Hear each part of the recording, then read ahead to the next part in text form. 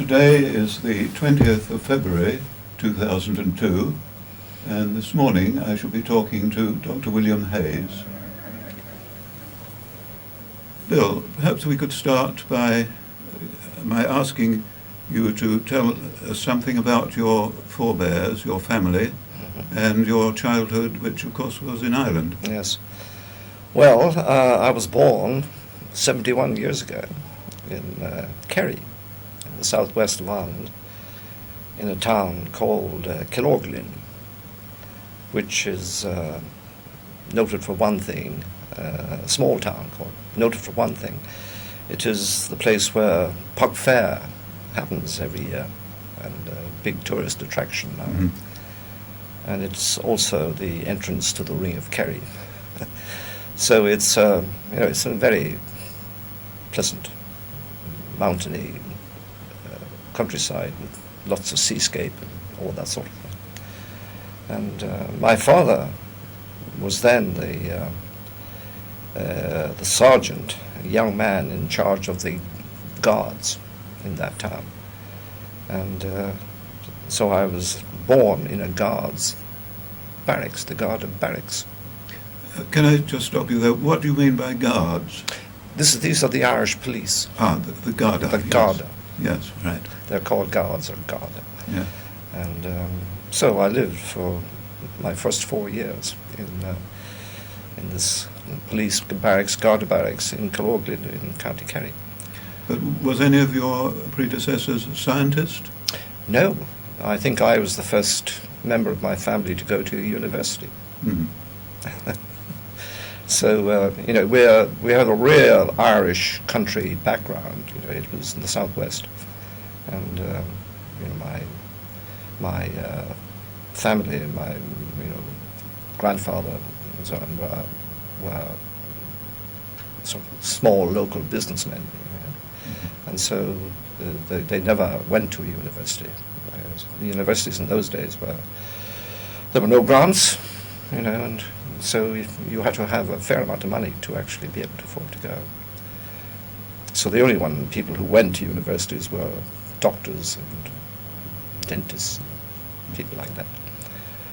But we moved up into the Midlands when I was 4 to a town called Athy in County Kildare, which is about 40 miles southwest of Dublin. And Athy was on the edge of the old Pale, where the English influence stopped. And it had a river, the River Barrow, running through the middle of it, with a defensive castle on the eastern bank to keep out the native Irish on the other side of the river.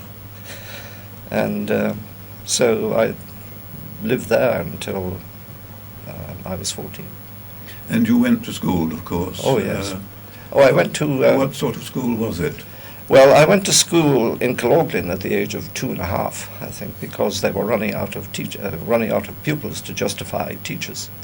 So there was a roundup of all the small children who could sit quietly for a few hours in desks.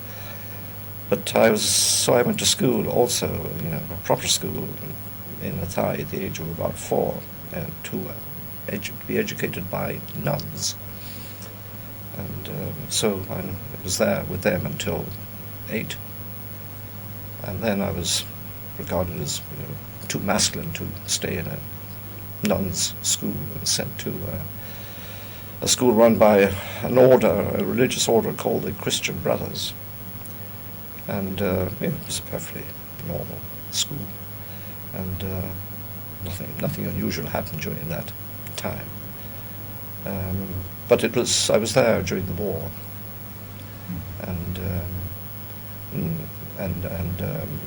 we did interesting things like there was no coal in Ireland during the war, but that area of the country was surrounded by bogs, lots of turf, and so the boys used to go out and help to produce this stuff as winter fuel. And so that's what we burned in the winter. It was perfectly okay. There was no shortage of heating fuel. it was quite a lot of work in the summer to get this stuff out and dried. And also things like potato fields. We used to have to go out and get potatoes in. And so there was no real shortage of food, but things like tea and petrol and coal, the things that had to be come in from abroad. Really short you supply. Essentially suffered during the war the same sort of rationing as in... Oh yes. Well, not in things like meat or bread or milk or anything like that. There was plenty of that. Yes. It was just tea and sugar, and there was no petrol at all. I mean, nobody had cars except taxi drivers. And but the trains ran, again burning turf and wood, things like that. There was just no coal. But it sort of worked all right. It was okay. And but then, fortunately, my father was moved to Dublin in 1944 when I was 14. Oh, before I leave Athy, I should perhaps say the school suggested to me I should enter for a county council scholarship, which was worth £15 a year. To pay for school fees? Or? Yes. Yes. And I went to the county town of Naas for a few days to do that. And I found the papers perfectly straightforward, including the maths paper I'd finished in half the time, and I wanted to leave. And the invigilator said no. So I was forced to stay, and then of course I fell into a reverie, and she came along to me sometime afterwards and remonstrated with me and told me I'd been humming a tune and interfering with all the other candidates who were struggling with the paper around me. But anyway, I came first place in the county, and this got into the local newspapers, pleasing my family. And then I went to Dublin and went to a Christian Brothers school in Dublin called Sing Street, after Mr. Singh, the famous Irish writer. And it was like going from the second division to the premiership. It was a totally different, a huge school with enormous streaming A, B, C, D. Did that mean that you had to make a journey into Dublin every day? Yes, well, about 3 miles. Oh, not very far. No, it was within 20 minutes cycle ride. So it was no problem. And so I was put into the A stream straight away, even though I'd come from this tiny school, a small backward school in the country, and was patronized a bit by the clever chaps in this top thing. But so I enjoyed the challenge, so I gradually worked my way up the pecking order. And we had, after 1 year, we had an examination, which is the equivalent, the intermediate, the equivalent of O-levels here, the old O-levels. And I got a scholarship, a state scholarship, as a result of that. It was worth about £40 a year or something, which again paid fees. But it put me in the top 40 in the country. At this point. And were you specializing in, or as far as your interest was concerned, were you specializing in science? No. Science was not a high priority. I mean, the main... Not even in your own mind? No. No. The main subject, principal subject, was the Irish language, which we spent most time at. And Latin was important, and it was a bit of Greek, but they stopped teaching Greek shortly after I arrived, and English, of course, and maths, and there was a bit of science, geography and history in the early stages, and a little bit of science, but not much. But then after the intermediate or the O-level equivalent, there were 2 more years working up to the leaving certificate, which is the equivalent of A-levels in Ireland. And then it reduced to 6 subjects, like the Scottish system a bit. And I had Irish, the main one, English, Latin, maths, and actually physics and chemistry at this point. But this was the first time the school had ever introduced this bit of science. It had a bit of chemistry before that, but physics had never been taught as a subject. We were the first to do that. And so I did the 6 subjects for that exam. And then to go to university, because there were no grants. If you went to university, you paid your everything, fees and living expenses and so on. And I was one of 8 siblings, and I knew my parents would find it very difficult to send me to university or to pay for me there. But the school put me in for a Dublin Corporation scholarship. Were you the eldest of the family? No, second eldest. Second, yes. I have a sister. I have 6 sisters. One of my sisters was older than me, and 1 brother. Mm-hmm. And so I entered for this scholarship. Unfortunately, got it, and that provided enough money to pay fees and a substantial contribution to living for 4 years, living expenses. Yes, but you lived at home. I lived at home. Yes. Yeah, and also the school put me in for an entrance scholarship to University College Dublin. An examination set by the university. So I had a go at that, taking the 3 subjects, Irish as a modern language, and chemistry and mathematics. Mm-hmm. And I got that. And just for clarification, the University of Ireland is distinct from the University of Dublin, yes, which is Trinity College. Just Trinity College. That's right. The National University of Ireland then was the colleges in Dublin, Cork, and Galway. Yes. That was it. It's now got additional ones like Maynooth, and then there's a Dublin City Right. University, Yes. I think, and Limerick, places like that. Good. But then there were 3, and Trinity, to people, I'm a Roman Catholic, Trinity was out of bounds to Roman Catholics then, for reasons which I don't need to explain to you. But no longer, of course. No longer. I mean, all my nephews, a lot of my nephews and nieces have gone to Trinity, so Yes. that's all that's gone. Mhm. But in those days, it never crossed my mind to go to anything anywhere else except University College. So they gave me this entrance scholarship for 1 year, and that was worth a lot of money, actually. £150 in those days was a lot of money. Yes, indeed. So I was, as you would say, on the pig's back. I had plenty of money, actually.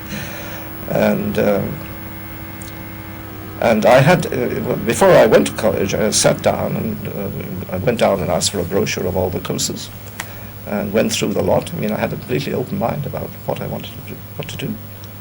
And I didn't want to be a GP, so. And I knew that I had some competence in the art subjects, but I knew that other people would have more flair. So. And law didn't appeal to me. I looked into that a bit. In the end, I sort of by elimination arrived at science. And I went home and told my parents, I'm thinking of taking up science. And there was quiet for a while. And my mother said to me, how does a scientist earn his living? I mean, there were very few scientists around in Ireland in those days, and she had never met a scientist. No idea what they did. And so I'm afraid I wasn't able to give a very convincing answer because I didn't know how a scientist earned his living either. But could you just remind us of the date? Which year was this? Was 1948. 48. I was 17 when I went to university. My birthday is in November. And but so I started reading. We had a system in UCD then similar to that in Scotland, where in the first year we had 4 subjects, and I took maths, physics, chemistry, and botany. And I enjoyed botany, actually. It was fun, slicing sections of plants and staining them and making drawings of them, but I've lost all my botany notebooks, and it's just a shame because I really enjoyed it. And at the end of the first year, the professor of botany sent for me and said, I hope you will carry on with botany. But I knew it was going to be classification from then on, and I wasn't interested. So I said no.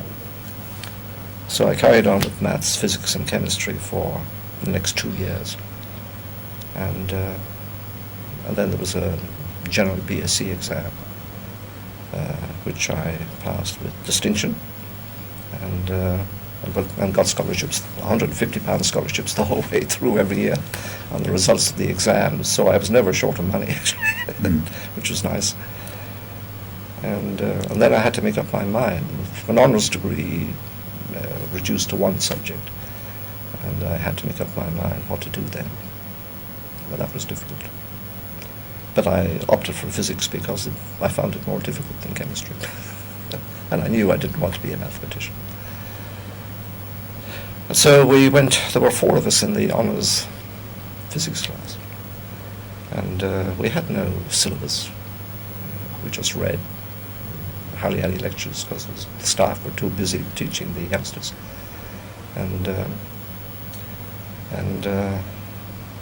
So I used to go to history lectures occasionally, just for a change. Of course, at the end of the first year, at the end of that year, we had, of course, an examination in which I got a first. And then the question was whether I should do research or not. When I looked around me, there were very few prospects were not good for a person with an honours degree in physics in Dublin in those days. I mean, the jobs were very few and far between. Nor in Galway or Cork. No. So I decided to stay on and do research, which I did for 3 years. But again, there were no research grants, and one had to work one's way through. So I had a full-time teaching job in the university while doing the research. And I did higher resolution molecular spectroscopy because there was nothing else to do. There was no money really in those days. It's totally different now.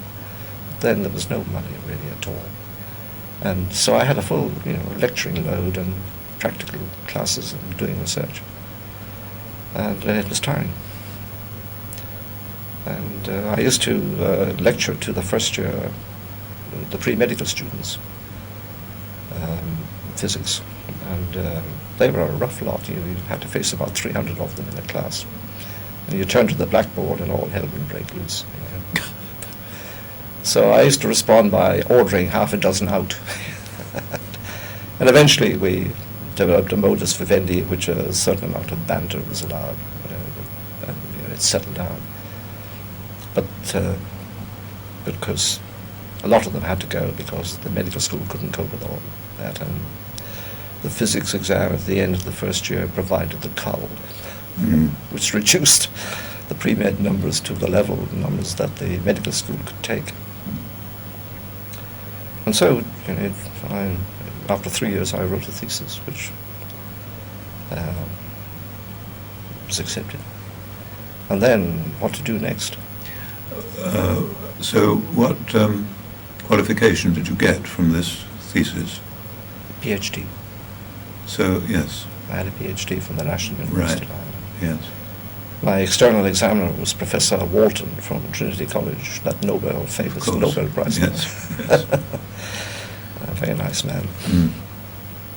And so then I knew that if I wanted to carry on, as a scientist, I had to get out and go abroad and get some experience in research.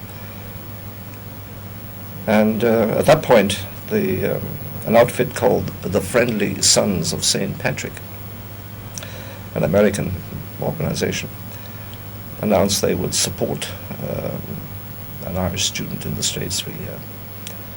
And I'd become interested in the application of radar techniques to spectroscopy. I didn't know it was going on in Oxford. And I had focused on Walter Gordy at Duke University in North Carolina. You say spectroscopy. What sort of spectroscopy? Well, I mean microwave spectroscopy. Right. Yes. And so I said to these people that that's what I wanted to do. And I was interviewed at the U.S. Embassy, and they asked me if I would be prepared to travel around the United States giving lectures to local groups of the Friendly Sons. I said no. I didn't get the grant, and but then it turned out there was another possibility: the 1851 overseas scholarships. Right. Yes. And Ireland got one of these every year, for all sciences. And the National University and Trinity College, Dublin, agreed between them that each of them would put in one candidate. And the National University, the colleges in the National University agreed that the opportunity to do that would rotate around the three colleges. But in my final year, it was Galway's turn. Galway couldn't find a candidate in any of the sciences, so I was allowed to represent the National University in this competition, just two of us. I got it, and that's how I came to Oxford. By the way, before I go on, you might be amused to hear that at the end of that final year, I had a tennis match every Wednesday afternoon, and one wet Wednesday afternoon, I think you may have told you this before, we cancelled the tennis match, and I went into our science library, started pulling out journals, and one of them, Reports on Progress, opened at an article by chance. The microwave spectrum of ammonia, written by B. Bleaney, the Clarendon Laboratory, Oxford. And R.P. Penrose, no doubt. Well, it was just Bleaney that was the only author on this. So I sat down and started to read this. And the following morning I went to my professor and said, please write to B. Bleaney and ask him if you would take me on and to do research. And he said, yes, if you can find the money. And fortunately I found the money later through the 1851 scholarship, which was for 2 years. And that's how I came to Oxford. And I wanted to be a member of the college, because if you come to Oxford, it'd be a shame, And so I signed up for another doctorate, a DPhil in Oxford. Of course, at St. John's, because Brevis Bleaney was then the physics tutor there. Mm-hmm. And so that, I'm 19, it was 55. I arrived at St. John's as a graduate student. Yes, that's a very interesting story and explains exactly why it was you ended up in Oxford. Yeah. So you took a DPhil, and did you do it in 2 years? No. Because of your previous experience? No. At the end of my second year, I received an invitation to go to the United States to work at the Argonne National Laboratory, which was run by the University of Chicago. And I was very keen to go to the States, so I immediately said yes and bailed out of Oxford. I'd been there for 2 years and had a marvellous time. But you hadn't yet got your DPhil? No. But I had a PhD. Right. From Dublin. So as far as when I left, I assumed I would never return to Oxford again. I was leaving for good, and I thought, like many other Irishmen before me, I would make my career in Chicago. Yes. Could we just go back 2 years, and yes. Could you say what you were doing in Oxford in that 2 years? Oh yeah. Well, of course I worked with Brevis Bleaney, and he was still in the middle of all this work on paramagnetic resonance, all transition metal ions, and so on. So I did that for a while, and but then I sort of opened up a bit and started to look at the structure of point defects in crystals. And was this your own initiative, or was it suggested by Bleaney? Initially, Bleaney suggested, Brevis Bleaney suggested, why don't you X-ray that piece of sodium chloride and see what happens? And it was sodium fluoride, actually. And it turned out to be very interesting. The damage caused by the X-rays produces paramagnetic defects. And surprisingly, one of the very pretty spectra that showed up was of the iron plus ion, Fe plus. And what had happened was there was iron 2 plus in there, which trapped the electrons created by the radiation, becoming iron plus. And is so, that sodium fluoride? Yeah. As an impurity? Yeah. Mm. And so I then deliberately doped sodium fluoride with all the transition metal, and they all did that. They were electron traps, and effectively defects in the crystal, electron trapping defects. Mm-hmm. And so I began to realize, that you could study all the donors and acceptors and all these other things in semiconductors and so on using this technique. And so I moved away from the transition metal ions into the defect solid state. And that's what they wanted me to do in Chicago. And this was essentially microwave spectroscopy? Yeah. Yes, of defects, yeah. Yes. Paramagnetic resonance. Right. So I...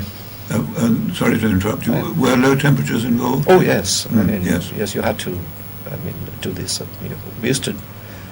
Well, we worked with liquid hydrogen in those days in the lab, and we never used helium, but hydrogen was enough to do most of what we wanted to do. And there was quite a lot of that available. Absolutely. Yes. So that wasn't a problem. But then I went off to Chicago, and as an employee of the United States Atomic Energy Commission, the Argonne Laboratory, and there were advantages to that because I had a first-class ticket on a liner across the Atlantic, which was very nice, and first-class overnight train from New York to Chicago, and looked after very well on that side. And so I settled into life in Chicago, assuming that's where I was going to be. And I lived at first in a commuter town west of Chicago near the lab called Darman's Grove, and so it was an easy ride to and but after a couple of months that was rather boring, isolated, there was very little in this town. I moved into Chicago and lived at International House, which was belonged to the university on the campus there. And bussed in and out every day. Bus at 7 in the morning, returning at 5 in the evening. But after a while I got bored with that and bought a car and drove in and out. But this was in November, this time, yeah. But I ran into serious trouble in the car one evening. Do you want to hear about that? Oh, certainly, yes. On the way back from the lab, it was a cold, very cold evening, but clear and dry. And I was driving on a 6-lane highway, and not expecting any trouble. But I came around a bend, and suddenly the car, I completely lost control of it, and it just turned and went across the oncoming traffic lanes. Unfortunately, a traffic light had stopped the evening traffic from Chicago a few hundred yards up the road. The car just whizzed past a telegraph pole, through a ditch, and into a field on the other side, and rolled over 3 or 4 times. Pitch dark at this point.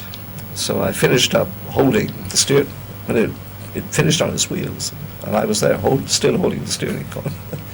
With broken glass all over my head. Were you injured at all? Not a scratch. No. So I managed to get a door open and got out, and morale was low at that point. It was freezing cold, dark, in the middle of a field.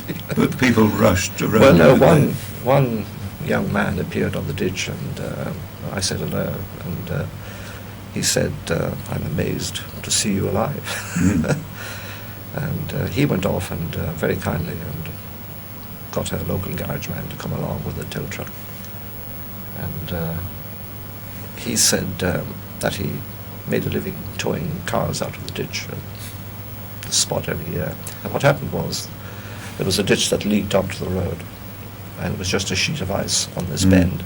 Mm. And when I was going around the bend, the wheels just suddenly took off, and the car was out of control. So I gave the car to the garage man in payment for taking it away. and taking me to the nearest train to get into Chicago. And so from then on, for the next couple of months, I had to take the bus again. Mm. But when I told the people in the lab, of course, heard about all this the next morning, and they attributed my survival to the luck of the Irish,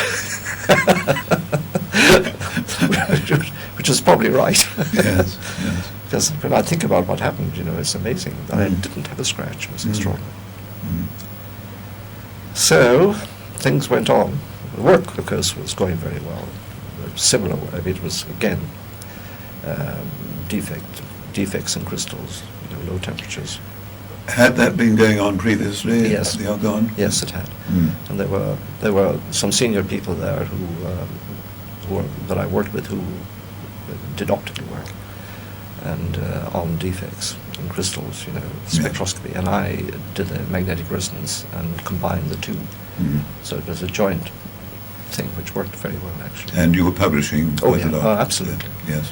So I'm traveling around a lot to conferences and so on. Mm. And so the year went on, and it's cold in Chicago in the winter. But so at Easter I thought I needed a break, so a few of us drove down to New Orleans, to Mardi Gras, and without stopping. It's 1,000 miles, and so we drove continuously, changing over, driving and sleeping in the car, and got there in 24 hours. But as you get further south, then the sun came out, flowers and birds. And so Mardi Gras was entertaining. And when we got back a week later, spring had broken out in Chicago. So it was really, really very good. And then I bought another car. So you hadn't lost your nerve driving?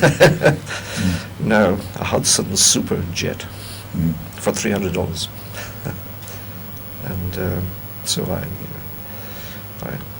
drove from then on, to the lab. But then I received a letter from Brevis Bleedy, who at this point had become Dr. Lee's professor, asking me if I would like to come back to Oxford to a temporary research fellowship. And I had to make a decision, difficult. I mean, I had intended when I left staying in the States. But at this point I was beginning to miss family and friends on the other side of the Atlantic. And, travel was slow in those days. People went by liner, and telephone calls were very expensive. Right. You didn't telephone. And so I began to feel cut off from everybody. So I knew I could come back to the States anytime, because the Argonne people had offered me a permanent job.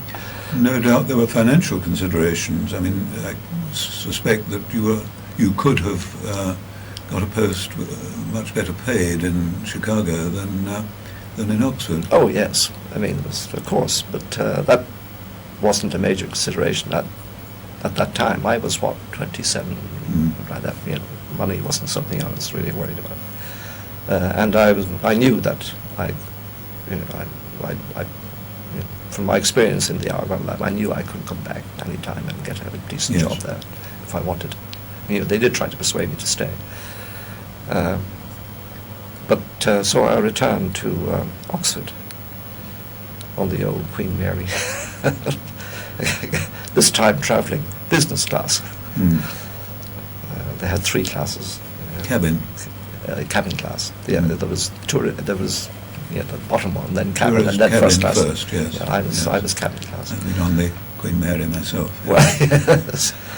And so there was a group of us who had dinner together at the same table every evening, and one was a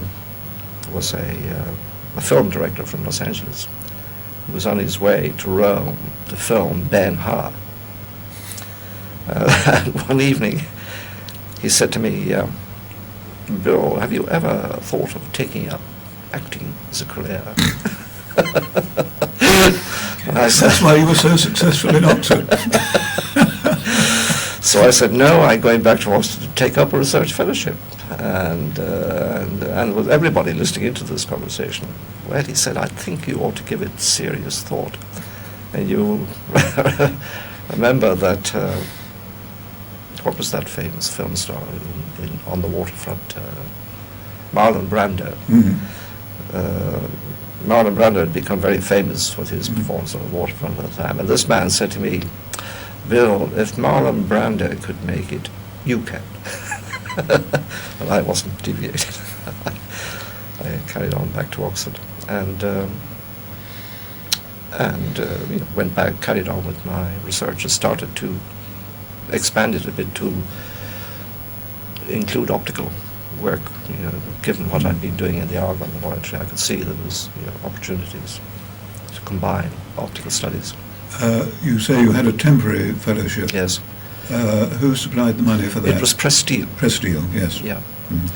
And it was well worth having. They sort of encouraged me to go abroad on visiting places in Europe to see where money was made.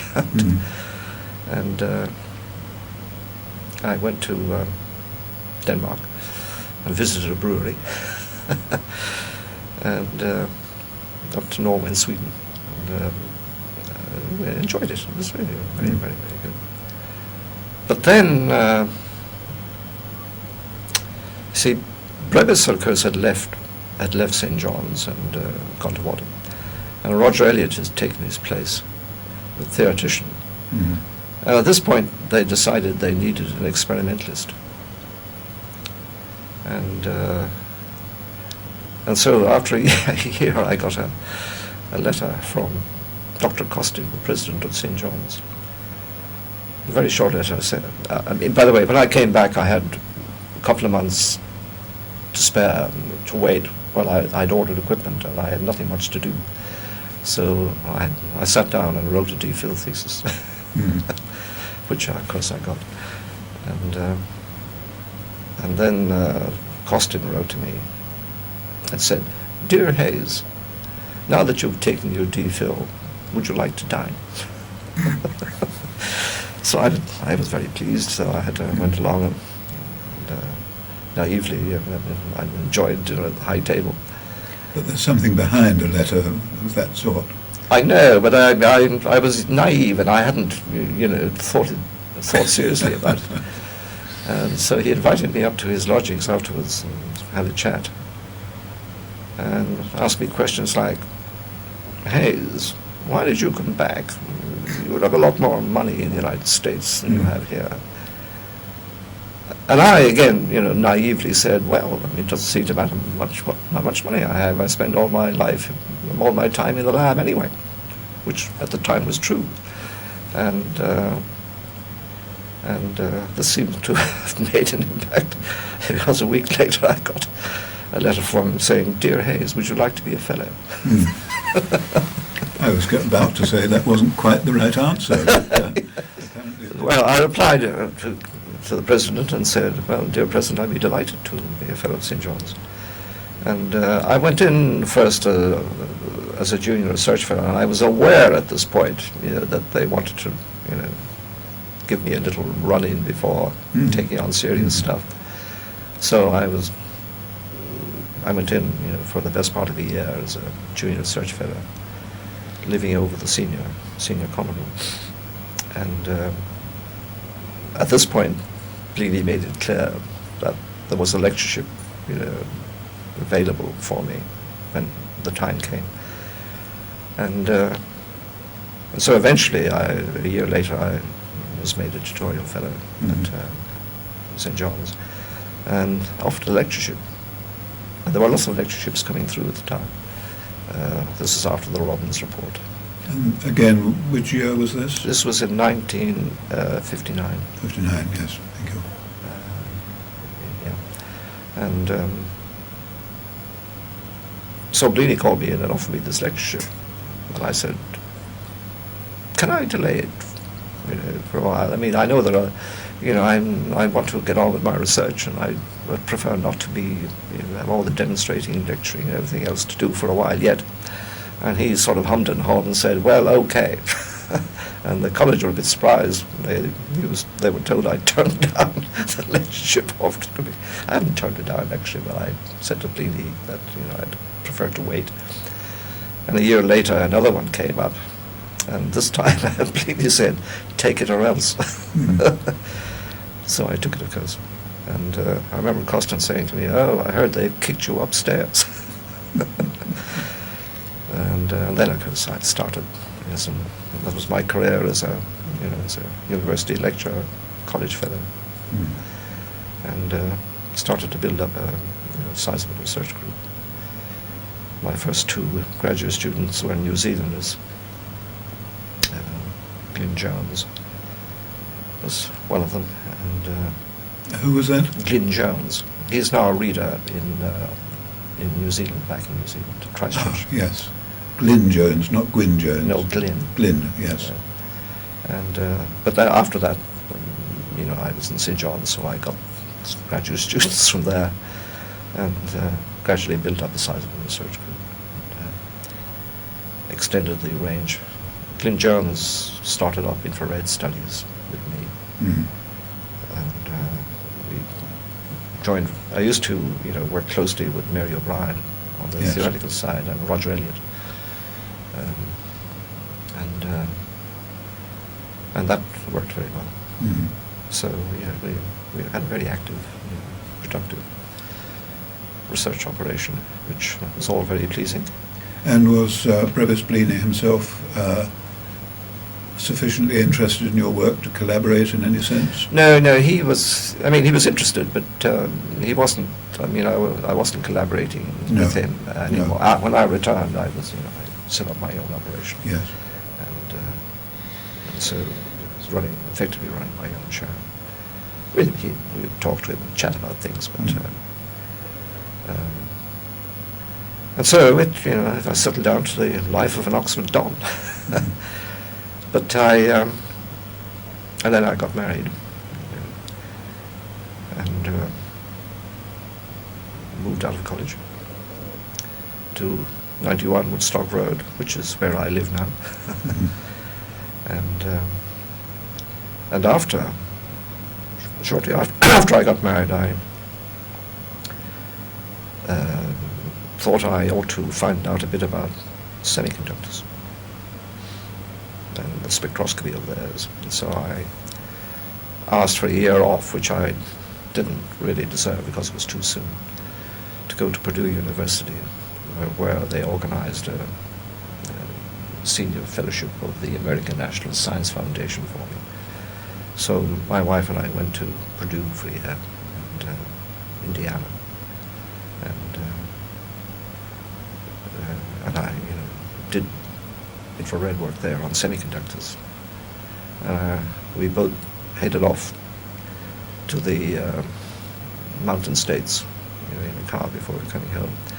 I remember putting in a manuscript to PRL on leaving, and when I came back a month later, this had appeared. It doesn't happen as quickly as that nowadays. And there were subsequent leaves in the United States, in Princeton. But at Purdue, you were simply doing research. Yes, you weren't teaching at all. No teaching at all. No, Just no. pure research, and which was quite nice. And I spent 6 months at the University of Illinois with Fred Brown, and got to know people like John Bardeen, who was there at the time. And as I said, Bell Laboratories, which was a pretty formidable place. You've been there. Yes, indeed. Yeah. Yes. Formidable place in my time. And that was it. And then what happened after that? You were head of the lab, actually, when I was... Deputising for Bleeny. Yeah. He went to, I think, probably South America at that time. Yeah, when I was asked by St. John's to take over the bursary, and because temporarily, and I remember going to see you because I said to the college, if they wanted me to do it, that I did not want this to interfere with my laboratory work. And and they offered to buy me out of demonstrating, and also to provide a lecturer to do my tutorial work. Mhm. And I assumed this would be for a couple of months, while they found a new professional bursar. I imagine St John's was one of the few colleges who could afford to do that sort of thing. Yes, indeed. And so you agreed. I'm glad to hear that. And so I started being principal bursar of St John's with help from some of the other fellows. And 10 years later, I was still doing it. Now, you must have felt that this was an interesting, worthwhile job to do for St John's. Well, I wouldn't have done it for any other college because it wasn't a question of making ends meet. Quite, yes. It was, we had North Oxford, and the leases were coming in up there. Yes, in other words, it was fairly routine compared with other colleges where there was, if not a shortage of money, a desire to get more endowment. Yes. And that sort of job didn't form part of the bursarship. Not for me, no. No.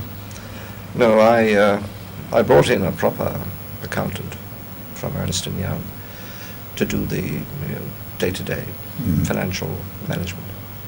And so I didn't have to worry about that. Mhm. Put in a computer, and so I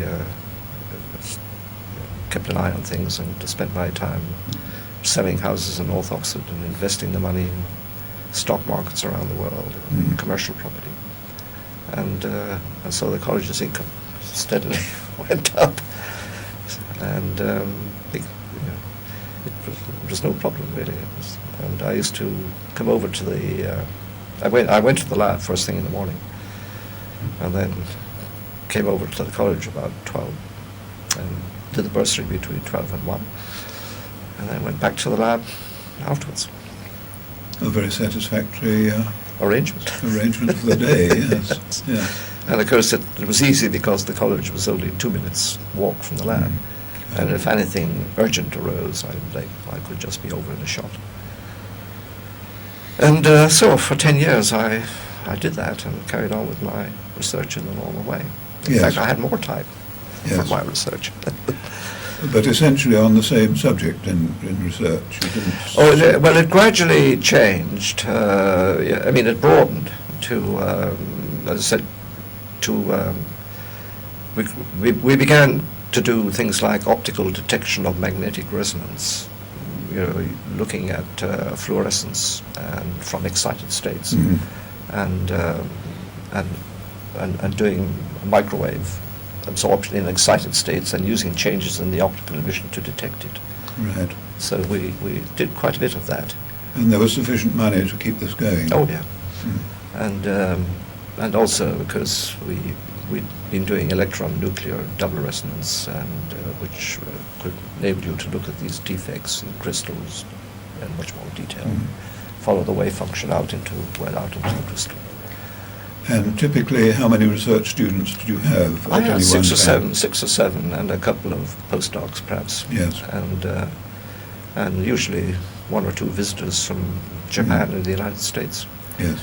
And I was a consultant at Harwell and at RSRE Morven, so I used to get help from them, especially from Harwell. And we got into the neutron scattering business as well with Harwell. And they provided postdoc for 10 years. So you had a pretty busy life. Oh yeah. Fit all this in. Oh yeah, it was. But there was plenty of support. And were you teaching for St John's? No, I didn't. I haven't done any tutorial work for St John's I stopped doing tutorial work for St John's when you said yes to my bursary thing, and I've never done any since. Yes. So did they appoint a teaching fellow? No, they appointed, there were 2 fellows. Christopher Allen Smith came, and he was, and there have always been 2 fellows, but in my time, I was replaced by a full-time lecturer, a 6-hour-a-week lecturer. Yes. People like Robin Nicholas did that job for a few years, and so we had a succession of people who didn't mind teaching for me. Yes. And that worked quite well. So then it went on like that, and of course Brevis retired, and he was replaced by Bill Mitchell. And Bill took the view that I ought to, you know, do some more work for the laboratory than just research there. So we cancelled the arrangement I'd made with you to buy me out, and so I moved in and succeeded Bobby Berman in charge of the graduate entry, which I enjoyed. Mm-hmm. Bobby used to do it all himself, but I've always delegated, you know, effectively. So the secretary who was, you know, I set up to do all of the, practically 90% of the work, and I just looked at the people and, you know, made decisions. Mm-hmm. And went as far as to raid Cambridge for graduate students. I mean, we lost people every year to Cambridge, and I didn't think that was right. You lost undergraduates to Cambridge to do research. To research, yes. And so I started offering studentships to Cambridge people before they'd taken finals. But that involved money. Oh yeah, I committed the grants. And where did the money come from? Well, it's EPSRC grants, is what I'm talking about. Oh, I see, yes. Research yes. studentship grants. Right, yes. So I offered these to Cambridge people that I knew would get firsts, but on the condition they got a 2-1. Mm. And they always got firsts. Mm. And they, you know, so for myself, I got 2 first class. And then the students from Cambridge. And then the people at Cambridge started to complain about my aggressive recruitment. And so there was a little trouble there. Mm-hmm. But Andrew Fisher was one of the people I winkled out of Cambridge. He's now still a young man, a professor at UCL. So it went on like that. And then Bill Mitchell moved, you know, to take over EPSRC. You'll recollect that I was then asked to take over the headship of the Clarendon Laboratory, yes. and was given a chair. But I had been a member of the General Board for some time at this point.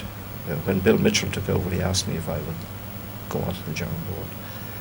So I took that on board, and while I was head of the lab, I was on the General Board. And that was things that were beginning to catch up with me then, you know. Being on the General Board, you just wasn't on the General Board, you were on committees as well, you know. And so I was chairman of the Research and Equipment Committee of the General Board, which I thought was quite a useful thing to be. It was very interesting. Mm. That was the beginning, of course, of your quite considerable membership of university committees. That's right. I mean, eventually you were on council, I That's believe. right. Yeah. Well, after I became, well, I was head of the lab for 2 years, as you'll remember. Mm-hmm. And then St. John's asked me to be president, Mm-hmm. to which I said yes. Mm. That was approximately 10 years ago. 10 years ago, yeah. Yes. And so I gave up my job in the lab, but before I retired, I assigned a little space to myself in the laboratory, which I still have. I seem to remember that although you were head of the college, you still appeared regularly in the laboratory. Oh, it was like when I was bursar. I came into the laboratory first thing in the morning and went back to the college at 12. I saw my secretary and did college work between 12 and 1, and then came back to the lab in the afternoon. Very well organized. Oh, yeah. Mm-hmm. Well, in a place like St. John's, you know, I knew the place inside out because I had been bursar for 10 years, and I had set up the administration that existed there. So there were no surprises for me. Mm. I mean, I knew more about the place than any fellow of the college. And so I didn't have to stay awake at night wondering about what people were up to. But so, that also involved other things like being a pro-vice chancellor. And yes.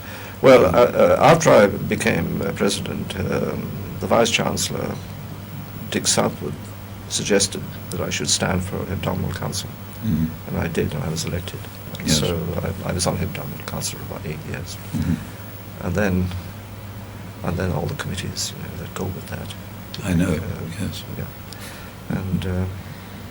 and then other things came up, like delegate of Oxford University Press, which I did for 7 or 8, and all their committees, like Keeps your bookshelves filled. absolutely. and I was chairman of Courageous of the Chest for 8 or 9 years. Mm. And of course, I chaired the university's investment committee. So I was fairly heavily involved. But I still ran a research group. And you still do, I think. Well, I don't have graduate. My last graduate student finished 2 years ago, but I muck in with, it's a sort of dog's body with the 2 research groups run by John Singleton and Stephen Blundell. Yes. They used to work with me. Mhm. Sometimes now I work for them, and I'm enjoying being involved. And I go to the lab still first thing every morning, and nowadays I stay there all day. That I've retired. Well, from what you told us, Bill, you must have thought, looking back, that you had a very satisfying career. Oh, I've been extraordinarily fortunate. I mean, Mm. the way things turned out for me, I feel I've been very lucky, actually. Mm. And you don't regret turning down offers to stay in the United States? No. No, being in Oxford has been terrific. And, I feel, as I said, when my father moved to Dublin when I was 14, that was luck. If I hadn't moved, God, heaven only knows what I would have done. Yes. Because I wouldn't have been at a university. Mm. And discovering Bleeny by accident in the library one day was another pure chance. And the 1851, the way it fell in my way, was pure chance. It shouldn't have happened. And going to St. John's, was, if you're going to go the head of an Oxford or bursar of an Oxford college, you can't do better than that. No. I think. Well, I'm sure St. John's and the university owes you a great debt of gratitude for all the work you've done. Well, it's been a pleasure. I've hugely enjoyed it. As I say, I think I've been very, very fortunate being here and having my career here. Good. Is there anything else you'd like to say about anything we may have not touched upon yet? Well, no, except that I think the laboratory is still the Clarendon laboratory is still, and St. John's of course, but the Clarendon laboratory is still my main interest in Oxford, and I think it's now physics in Oxford is now in sort of better shape, far and away than it was. Certainly, yes. Than it was when I arrived, and Yes. that's Yes. very satisfactory. And so I'm enjoying. I'm going to carry on in the lab as long as I can potter in there, and as long as they're prepared to put up with me. Well, then may that be a long time yet. Well, thank you. Thank you very much, Bill. That's all.